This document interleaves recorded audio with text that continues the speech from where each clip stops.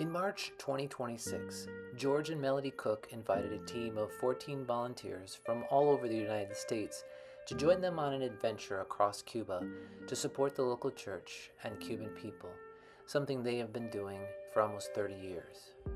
We didn't go empty-handed.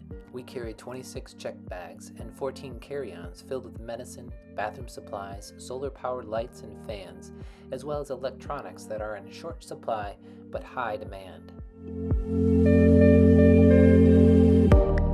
Upon arrival in Ciego de Avila, after a short worship service, we organized the items we brought so we could distribute them to the churches and sites we would be visiting.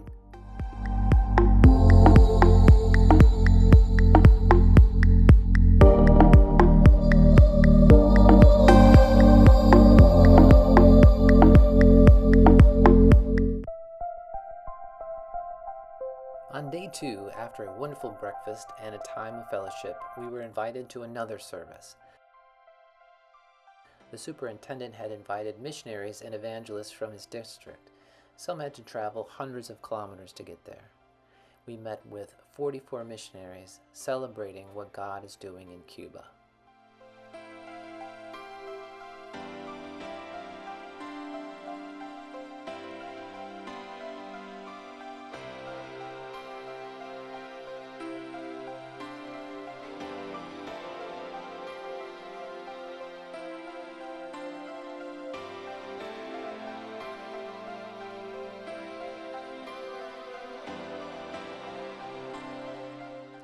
We were able to provide 41 bicycles to aid their travel, as well as much needed supplies and financial support for their basic needs.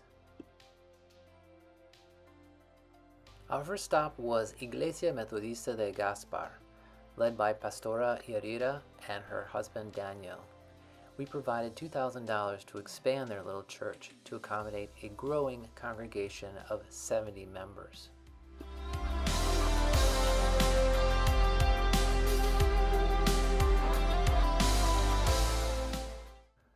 The second stop was Iglesia Metodista de Quesada.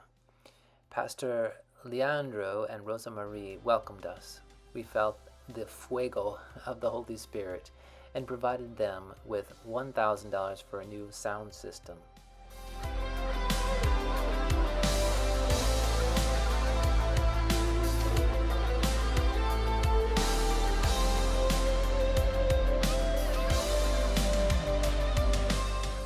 Our last 2 stops were Santo Tomas and Iglesia Metodista de Pina, where we were able to supply $2,700 for a new bathroom and $5,000 for a new roof.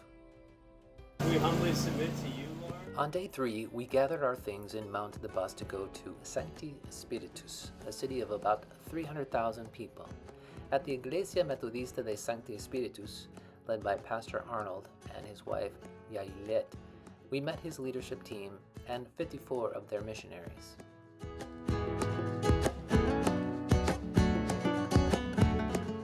During the service, we had a powerful time of prayer.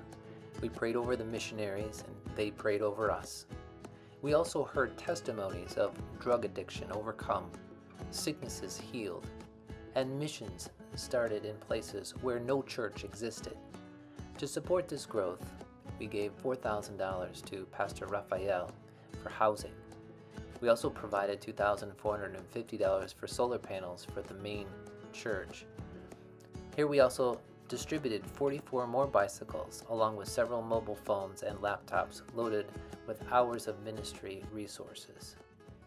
At Iglesia Metodista de Cabaguan, we gave $4,500 to Pastor Ernesto Zamora to help expand the sanctuary where they had already begun literally breaking down walls.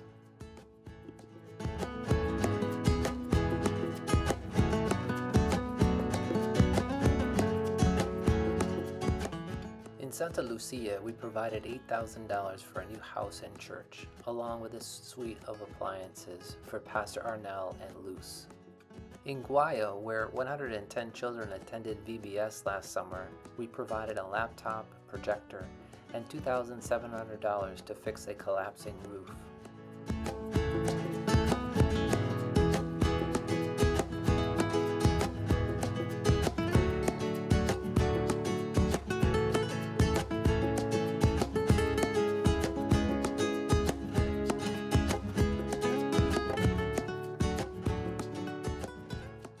On the morning of day 4, we saw the solar panels we had just given money for going up on the roof of the church.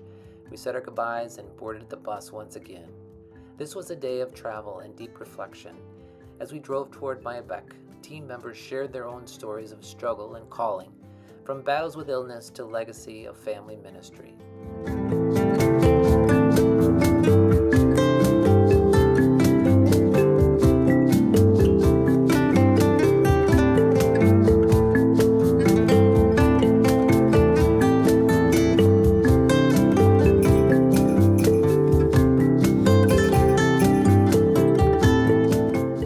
We arrived at Iglesia Metodista de San Jose, led by Pastor Bekel Tamayo Gonzalez and his wife Yanni.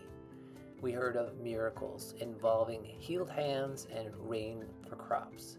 To support their work, the team provided $5,100 to finish the roof of the pastor's house.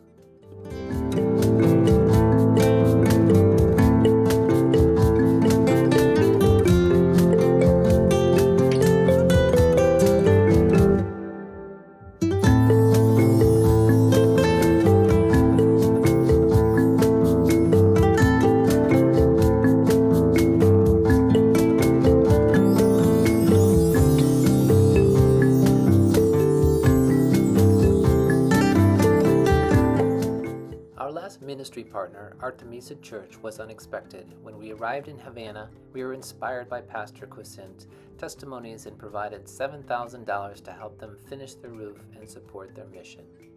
Our final day culminated at the Marianao United Methodist Church in Havana. In a service filled with hundreds of worshipers, we stood at the altar praying for those in need and receiving the incredible hospitality of the Cuban church. By the time we reached the airport, we had distributed 100 total bicycles, 11 projectors, 30 laptops, 4 desktop computers, and 30 cell phones. We left behind resources, but we took home the inspiration of a people whose faith is not defined by what they have, but by who they serve.